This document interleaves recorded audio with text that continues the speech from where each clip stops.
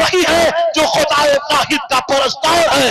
خدا واحد کا پرستار ہمیشہ غالب رہا ہے، قیامت تک غالب رہے گا.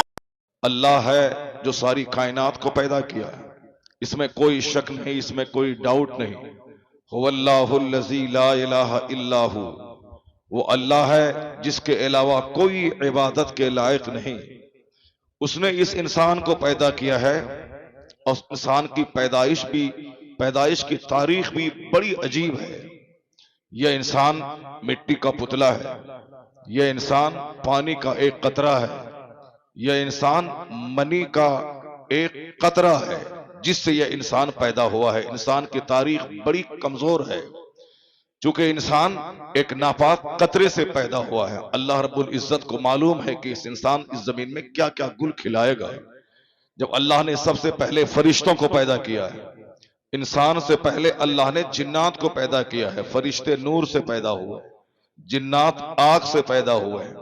ان جنات اور فرشتوں کی موجودگی میں اس انسان کا پتلا جب تیار ہونے لگا تو اللہ رب العزت نے کہا فرشتوں سے کہ فرشتوں، میں اس زمین میں اپنا نائب، اپنا خلیفہ بنانے والا ہوں، بتاؤ تمہاری رائے کیا ہے. فرشتوں نے کیا کہا تھا؟ ایسے انسان کو پیدا کرے گا جو زمین پہ لڑائیاں کرے گا، جو زمین پہ خون ریزی کرے گا. مطلب فرشتوں نے انسان کے بارے میں اگر ان کو کچھ معلومات تھی یا آنے والے وقت میں جو کچھ ہونے والا ہے، جو کچھ انہوں نے سمجھا، تو انہوں نے اپنی رائے کا اظہار کیا کہ یہ انسان وہ ہے جو زمین میں خون ریزی کرے گا، لڑائیاں کرے گا، ایک دوسرے کو دبانے کی کوشش کرے گا. مگر اللہ نے کیا کہا؟ فرشتے، میں وہ جانتا ہوں جو تم نہیں جانتے ہو. انی اعلم ما لا تعلمون، میں وہ جانتا ہوں جو تم نہیں جانتے ہو. اللہ نے کیا کہا؟ صرف خون ریزی کو تم نے دیکھا، میں ان کو بھی دیکھتا ہوں جو رات رات بھر سجدوں سے راتوں کو روشن کریں گے، جو سال کے 365 دن میں 360 دن روزہ رکھیں گے، جو پوری رات 40 سال تک جاگ کر عشاء کی وضو سے فجر پڑھیں گے. ان لوگوں کی مثال تم نے کیوں نہیں دی؟ خون ریزی ہوگی، انسان کی فطرت میں لڑائی ہے، انسان کی فطرت میں جھگڑا ہے، انسان کی فطرت میں خصومت ہے، انسان کی فطرت میں انمیٹی ہے، انسان کی فطرت میں جیلسی ہے، انسان کی فطرت میں وینیٹی ہے، انسان کی فطرت میں پرائیڈ ہے. یہ ساری چیزیں ہیں. انسان جھگڑالو ہے، جھگڑا کرتا ہے. لیکن اللہ نے کیا کہا کہ لوگ جھگڑیں گے ضرور مگر حق ہمیشہ غالب رہے گا. حق ہمیشہ غالب رہے گا. ان جھگڑوں کے بیچ میں شریف ہمیشہ غالب رہیں گے، متقی ہمیشہ غالب رہیں گے، پرہیزگار ہمیشہ غالب رہیں گے، اور سچے ہمیشہ غالب رہیں گے.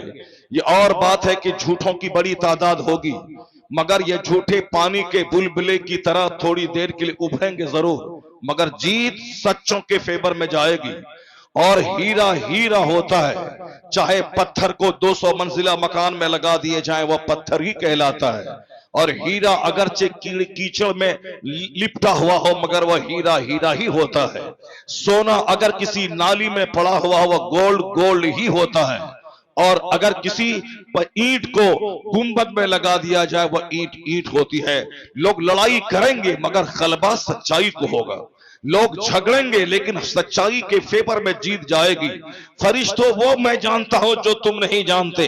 انسان کی پوری تاریخ بتاتی ہے کہ شریروں کی بھی ایک بڑی تعداد دنیا میں رہی ہے، جھگڑالوں کی ایک بڑی تعداد دنیا میں رہی ہے، مگر ایک سچے لاکھوں جھوٹوں پہ ہمیشہ غالب رہے ہیں. اور ہمیشہ نیک جھوٹ بدکاروں پہ غالب رہا ہے. جس کی پہلی تاریخ جناب آدم علیہ السلام جو سب سے پہلے انسان ہے، شیطان سے جنگ ہوئی. شیطان نے کہا تھا کہ میں اسے سجدہ نہیں کروں گا، مجھے آگ سے بنایا گیا ہے، یہ مٹی سے پیدا ہوئے ہیں، میں اسے سجدہ نہیں کروں گا. شیطان نے کہا میں سجدہ نہیں کروں گا، میں اس سے سپیریئر ہوں، میں اس سے بڑا ہوں، میں اسے سجدہ نہیں کروں گا. شیطان نے کہا میں ان کی اولاد کو گمراہ کروں گا، میں اسے جہنم پہنچاؤں گا، مجھے مہلت دے دی جائے، میں اس کو جہنم پہنچانے کے لیے کوئی کسر میں نہیں چھوڑوں گا. شیطان کو مہلت اللہ نے دے دی.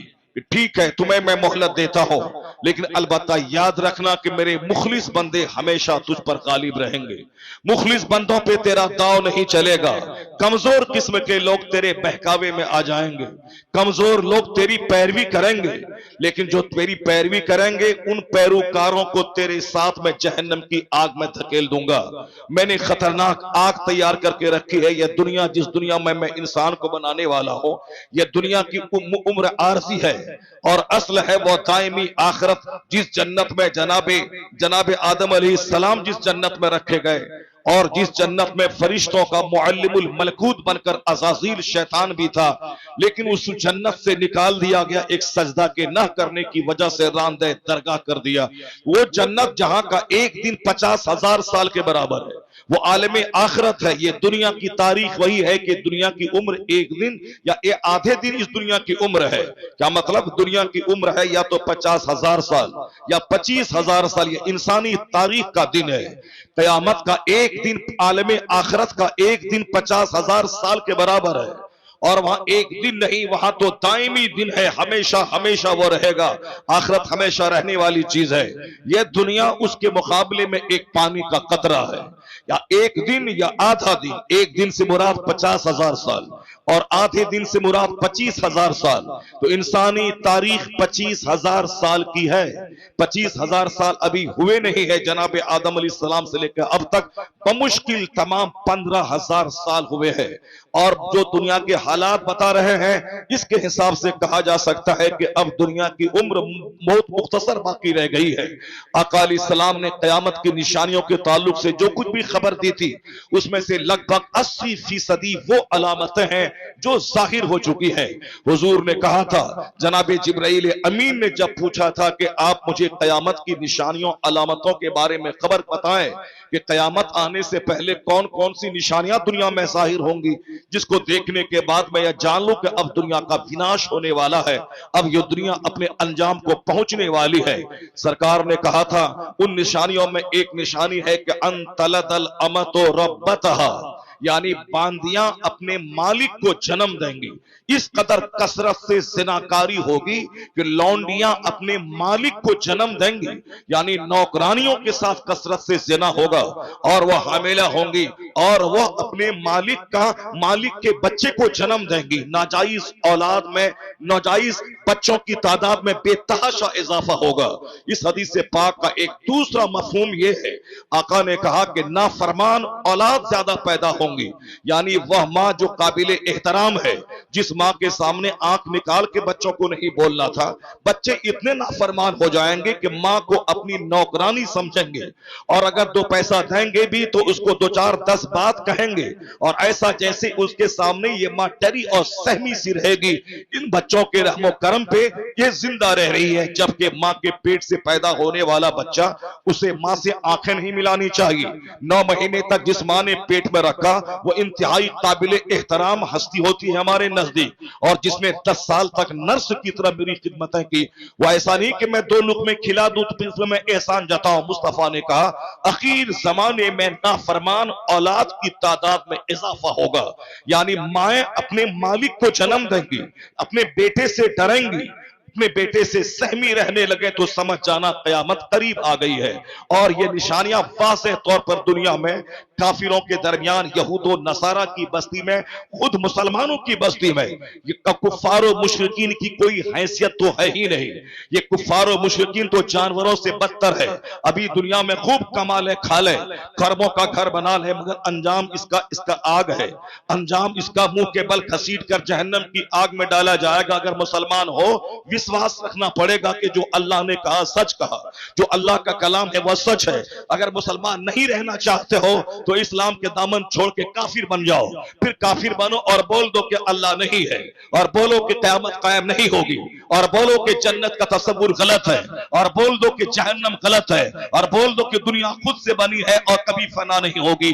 ان بولنے والوں کے لیے کوئی دلیل نہیں ہے، وہ چاہے جو چاہے سو بولے، لیکن ایک مومن اسی وقت مومن ہوتا ہے جب وہ وشواس کرے کہ دنیا کا خالق اللہ ہے، وہ یقین کرے کہ یہ دنیا عارضی ٹیمپرری فانی ہے اور آخرت دائمی ہے اور باقی رہنے والی ہے.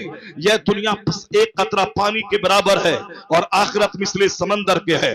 وہ یقین کرے کہ قیامت قائم ہوگی. اس دنیا میں ہر کیے ہوئے کا حساب وہاں ہوگا. ہر سیاہ و سفید کا حساب لیا جائے گا. جو اللہ پانی کے ایک قطرے سے انسان کو پیدا کر سکتا ہے وہی اللہ اسے دوبارہ زندہ کر کے حساب لینے پر بھی قادر ہے. قال اتا علی الانسان حین من الدہر لم یکن شیئا مذکورا. قرآن میں آیا ہے کہ ایک زمانہ انسان پر ایسا گزرا ہے انسان کا نام و نشان تک دنیا میں نہیں تھا. یعنی ہم پیدا ہونے سے پہلے میری ماں کو خبر نہ تھی کہ میرے پیٹ میں کیا ہے. ایک عورت شادی سے پہلے اسے خبر نہیں ہوتی ہے کہ میں بچہ جنوں گی یا میں بانجھ رہوں گی. نہ باپ کو پتا ہے کہ میری کوئی اولاد ہوگی یا نہ ہوگی. اللہ کیا کہتا ہے؟ تیرے اوپر ایک ایسا زمانہ گزرا ہے، یعنی تیری ماں کی شادی سے پہلے، تیرے باپ کی شادی سے پہلے، یا پھر شادی کے بعد بھی جب تیری ماں حاملہ ہوگی، جب تو پیٹ میں تھا تو تیری ماں کو خبر نہیں ہے کہ پیٹ میں کیا ہے. تیرے باپ کو خبر نہیں ہے کہ تو کیا ہے. یعنی ایک زمانہ ایسا گزرا تیرا وجود نہیں تھا. تیری پیدائش سے پہلے تیرے باپ کو معلوم نہیں تھا کہ بیٹا ہے یا بیٹی. تیری پیدائش سے پہلے سماج کو نہیں معلوم تھا کہ محمد احمد پیدا ہونے والا ہے یا کوئی ہندا پیدا ہونے والی ہے. سماج میں تیرا نام و نشان نہیں تھا. لیکن اللہ نے ایک پانی کی بوند سے اتنا بڑا وجود تیرا تیار کیا کہ اب تو صاحب کہلا رہا ہے، اب تو بیٹا کہلا رہا ہے، اب تو ملکہ کہلا رہی ہے. جس طرح کچھ نہیں تھا اللہ نے ایک قطرہ پانی سے تجھ کو پیدا کیا، اسی طرح تجھے موت دے گا وہی خدا، اور تو قبر کی مٹی میں ملے گا.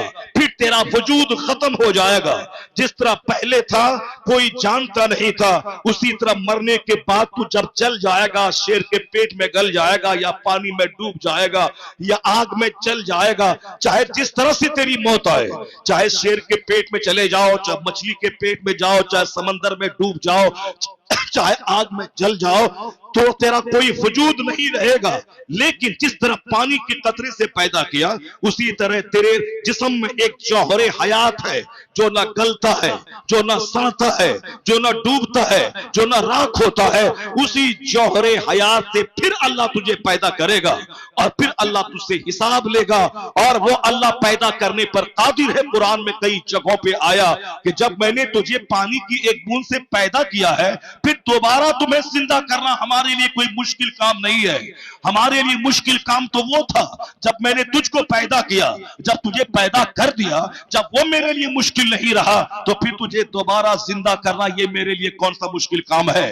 جب تیرا وجود نہیں تھا مگر تو وجود میں تجھ کو لایا، اور جب وجود میں لایا تو اسے مٹھا کے پھر دوبارہ وجود میں لانا یہ ہمارے لیے کوئی بعید بات نہیں ہے. میں تجھے دوبارہ پیدا کر کے تجھ سے حساب لوں گا کہ تم نے جوانی کا کیا استعمال کیا، تم نے دولت کا کیا استعمال کیا، تم نے اپنی زندگی بہومولی زندگی کو کس کام میں لگایا. یہ تو تم کو حساب دینا ہوگا. اور یہ بالکل فیکٹ بات ہے. یہاں نہ میں اپنی مرضی سے آتا ہوں نہ اپنی مرضی سے جاتا ہوں، بلکہ اللہ کی مرضی چلتی ہے. اللہ کی مرضی ہمیشہ غالب رہتی ہے. میں چاہتا ہوں کہ میں خوبصورت اولاد جنوں، میری اولاد پولیو گرست، اپاہج اور معذور پیدا ہوتی ہے. یہ اس بات کی دلیل ہے کوئی تو ہے جو میری مرضی کو چلنے نہیں دیتا. میں چاہتا ہوں کہ میں سدا خوش رہوں، مگر ہر دن خوشی کا ماحول 10% ہوتا ہے اور 90% غم کا ماحول میں بندہ جیتا رہتا ہے. زندگی میں خوشی کم ملتے ہیں، اکثر غم ہی ملتا رہتا ہے. کبھی بیوی کی طرف سے، کبھی اولاد کی طرف سے، کبھی پڑوسی کی طرف سے، کبھی صحت کی طرف سے، کبھی داماد کی طرف سے، کبھی ذلت و رسوائی کی طرف سے. یعنی یہ سمجھ لے کہ مصیبتوں میں یہ بندہ گرا ہے. اور کبھی بھی چین سکون کے ساتھ کہ بچے اچھے رہیں، بیوی اچھی رہے، ماں باپ اچھے ملیں، پڑوسی میرے اچھے رہے، میرے دوست اچھے رہے، میری صحت اچھی رہے، میں 95 سال کی عمر میں بھی 25 سال کے جوان کی طرح بالکل چست اور درست رہوں. ایسا نہیں ہوگا، چونکہ اللہ کا سسٹم ایسا نہیں ہے کہ تو 50 سال کی عمر میں 25 سال کی جوانی جیسی صحت پالے. جیسے 40 سال کے بعد تو آگے جائے گا، کبھی آنکھ میں درد ہوگا، کبھی دانت ٹوٹے گا، کبھی گھٹنے میں درد ہوگا، کبھی ٹخنے میں درد ہوگا، کبھی 2 روٹی پچا کھانے کے بعد الٹی ومیٹنگ ہوگی۔ یہ اس بات کی دلیل ہے کہ دنیا میں اب تیرے آرام کے دن ختم ہو گئے۔ اب جب تو 40 سے اوپر گیا تو اب تو 40 سے پہلے والی صحت اور تندرستی مت تلاش کرنا، تو صحت کی طرف سے غم 24 گھنٹے لاحق ہے۔ ابھی میں زندہ ہوں، 2 منٹ کے بعد میری موت کا اعلان ہوگا۔ یہاں ہمیشہ موت کا خطرہ، بیماری کا خطرہ، اولاد کی نافرمانی کا خطرہ، موسم کی خرابی کا خطرہ 24 گھنٹے یہاں پاسبل امپاسبل ہوتا رہتا ہے اور امپاسبل پاسبل ہوتا رہتا ہے۔ یہ حالات بتاتے ہیں کہ دنیا کا کوئی سنچالک ہے، دنیا کا کوئی چلانے والا ہے، دنیا کا کوئی خالق اور مالک ہے۔ یہ اس بات کی دلیل ہے کہ دوسرے مذاہب میں جو لوگ ناستک ہے، جہاں خدا کا انکار کرتے ہیں یا خدا کو مانتے بھی ہے تو چچندر بندر سب کو خدا کہتے ہیں، تو اس تصور کا اس میں کوئی سچائی نہیں ہے۔ سچائی یہی ہے کہ کائنات کا خالق ہے اور وہ خالق ایک ہے، اور وہ خالق نہ کوئی پیڑ ہو سکتا ہے، نہ کوئی درخت ہو سکتا ہے، نہ خدا اس دنیا کا کوئی بندر ہو سکتا ہے، نہ چچندر ہو سکتا ہے، نہ گائے ہو سکتی ہے، نہ بیل ہو سکتا ہے، نہ سورج ہو سکتا ہے، نہ چاند ہو سکتا ہے، نہ ندی نالا ہو سکتا ہے۔ چاہے بندر 1000 اچھلے اور کودے، چاہے 1000 گلہری اچھلے کودے، مگر وہ جانور ہے۔ تو جو ایک خدا میں وشواس نہ کرتا ہو، 50,000 خداؤں کے سامنے پیشانی ٹیکتا ہو، کبھی چچندر کے سامنے، کبھی بندر کے سامنے، کبھی سانپ کے سامنے، کبھی ندی کے سامنے، کبھی چاند کے سامنے، کبھی سورج کے سامنے، جو جانور کے پاخانہ کو پاک سمجھتا ہو، ان ناپاکوں سے تو ڈر رہا ہے۔ تو ڈرنے کے لیے پیدا ہوا ہے۔ گلہری کو خدا کہنے والا، بندر کو خدا کہنے والا، چچندر کو خدا کہنے والا، یہ تو چچندر سے زیادہ ذلیل ہے، یہ تو بندر سے زیادہ ذلیل ہے، یہ تو چاندوں سے زیادہ ذلیل ہے۔ آدمی وہی ہے جو خدا واحد کا پرستار ہے۔ خدا واحد کا پرستار ہمیشہ غالب رہا ہے، قیامت تک غالب رہے گا۔ نعرہ تکبیر، ذرا بلند آواز سے نعرہ تکبیر، نعرہ رسالت، عظمت مصطفیٰ، شریعت مصطفیٰ، دین تو خوش ہو جا کہ اللہ نے تجھے چچندر کے پجاریوں کے گھر میں پیدا نہیں کیا۔ تو اللہ کا احسان مان کہ اللہ نے تجھے جانور کے پجاریوں میں نہیں پیدا کیا، اللہ نے تجھے یہودی گھر میں نہیں پیدا کیا، اللہ نے تجھے نصرانی گھر میں نہیں پیدا کیا، اللہ نے تجھے جانور کے پاخانہ کو پاک سمجھنے والا نہیں پیدا کیا۔ اللہ نے تجھے وہ مذہب دیا ہے جس مذہب میں اللہ پاک، رسول پاک، خدا پاک، قرآن پاک، نماز پڑھنے کے لیے پاکی ضروری ہے، غسل کرنا ہمارے مذہب میں، وضو کرنا ہمارے مذہب میں، پاک کپڑا ہو، پاک جگہ ہو، پاک بدن ہو، صرف پاکی پیوریٹی والا مذہب اسلام، تقدس والا مذہب اسلام۔ ناپاک اور پاک میں جب جنگ ہوگی، چاہے ناپاکی 1000 اچھلے کودے، وہ ناپاک ہی رہے گا، اور یہ پاک چاہے تب کیوں نہ جائے ہمیشہ غالب ہی رہے گا۔ اس لیے ایک قوم مسلم، تمہیں ان حالات میں ان ناپاکوں سے ڈرنے کی کوئی ضرورت نہیں ہے۔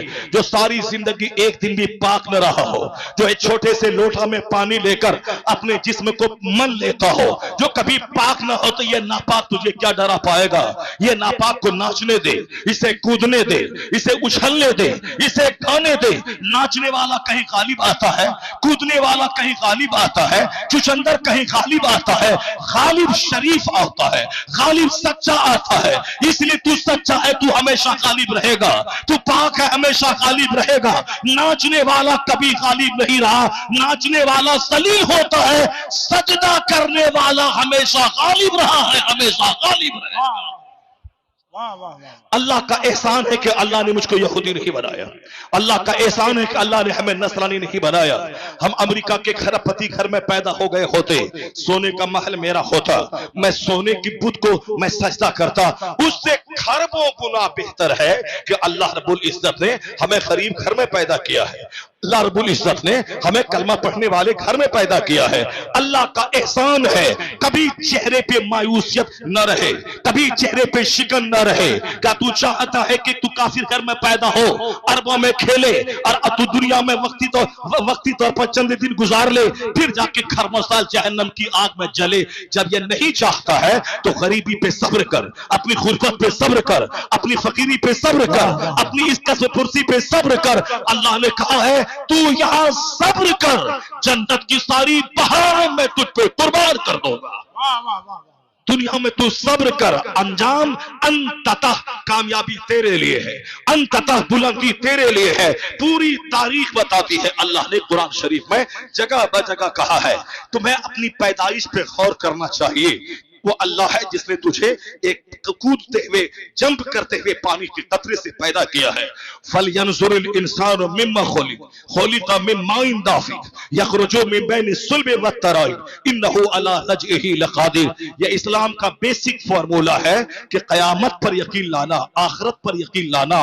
اصل راحت وہاں کی ہے, اصل نعمت وہاں کی ہے, اصل زندگی کا مزہ, اصل مزہ وہاں کا ہے. اور اسی کو مصطفیٰ نے ہمیشہ اپنے گھر میں, اپنے صحابہ کے درمیان, اپنی ازواج مطہرات کے درمیان ہمیشہ ہی کہتے تھے اللہم لا عیش الا عیش الآخرہ. الہی آرام نہیں ہے مگر آخرت کا آرام.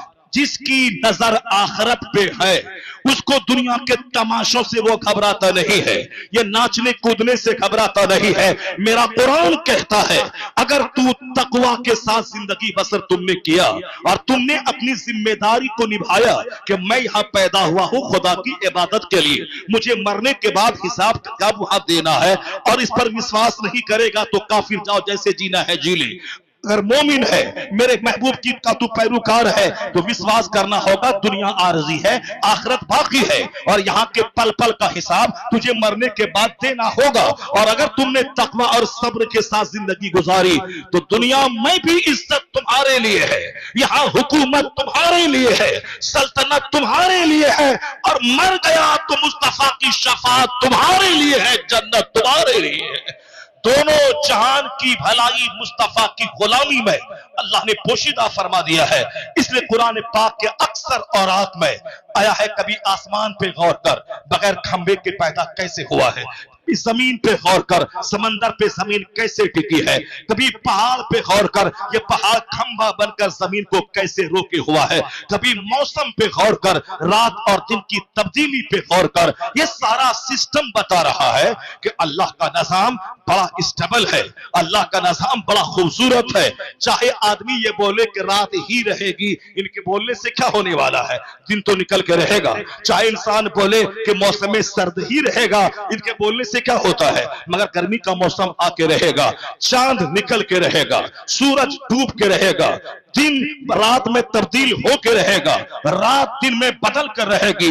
یہ سارا سسٹم بتا رہا ہے کہ دنیا کا سارا کام سنیوجت ڈھنگ سے چل رہا ہے. اور اسی قدرت کے سسٹم میں سے ایک سسٹم یہ ہے, یہ انسان اشرف المخلوقات ہے, اور یہ انسان اگر اللہ پر ایمان لایا اور اللہ کے بتائے ہوئے مارگ پہ چلا تو بھلے ہی وقتی طور پر تھوڑی سی رسوائی یہاں ہو جائے, پر دائمی عزت تو اسی کے فیور میں ہے.